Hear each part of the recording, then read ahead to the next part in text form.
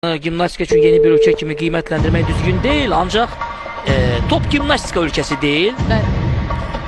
Müəyyən qədər öz qitələrində nəticələr əldə edən gimnastlardır Braziliya. Lokal yarışlarda belə deyək və